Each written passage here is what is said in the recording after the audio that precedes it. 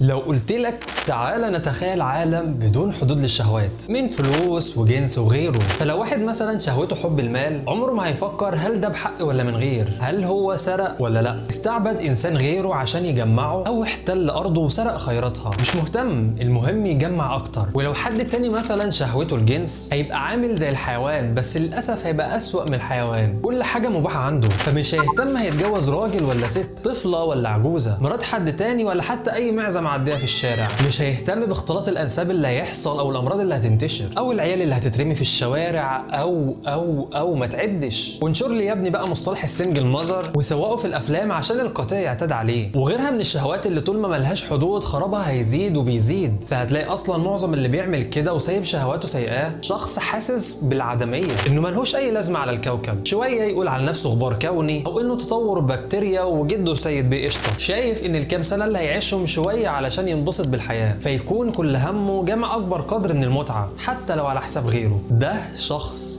تخيل لو المجتمع كله كده، كارثه صح؟ خد عندك بقى قتل في بعض، تلاقي ايه رايك نبيد عرق كامل زي ما حصل في الهنود الحمر عشان ياخدوا ثرواتهم. حلوه العراق فيها بترول كويس، لا فاكس انا زهقان.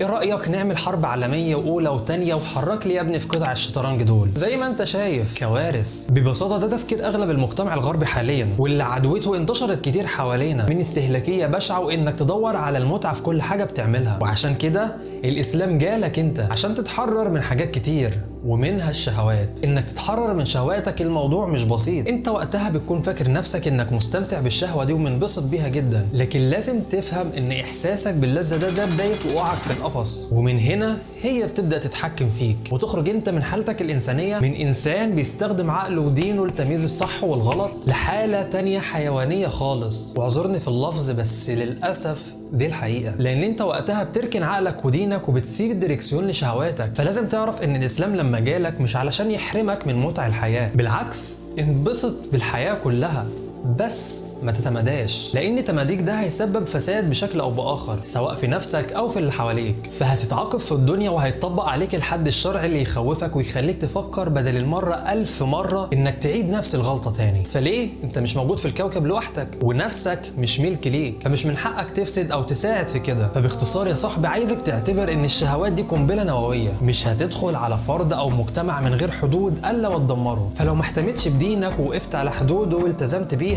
فمصيرك ومصير المجتمع هيكون الخراب. سلام.